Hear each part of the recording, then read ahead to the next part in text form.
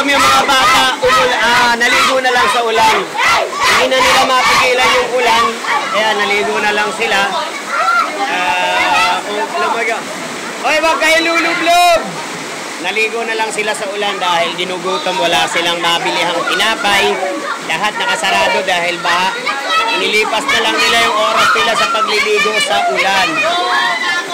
So yan ang nangyayari, no? Nangyayari sobrang lakas ng ulan at baha. Pinabayan na lang nila imbis na magmukmuk sa bahay. Wala ka rin mapagtaguan, talagang basa kasi yung bahay.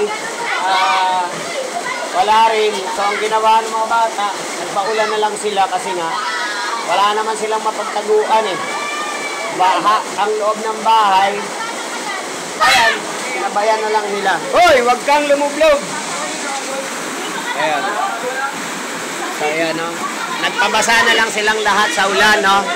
Kaysa magmukmuk yung mga bata, ayan ang ginawa nila. Pinabayan nila yung galit ng kaligasan. Ayan, iniligo na lang nila. Walang kain-kain yan. Buhat pa kaninang madaling araw, umaga. Hanggang ngayon, di na nagsaing dahil wala. Nalubog sa baha ang mga bigas.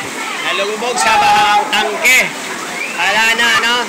So, nilabang na lang nila yung sarili nila sa paliligo. Sinibayan na lang nila yung agos kasi yung agos kasi talaga malakas din. Malakas din ang ulan. Patuloy pang tumataas yung tubig. So, yung mga bata, naligo na lang para sabayan nila yung galit ng kaligasan, no? Kesa magmukmuk sila, nag-enjoy na lang. So, yun nga, mga kaangulo ng University. Talagang enjoy na lang sila kesa magmukmuk.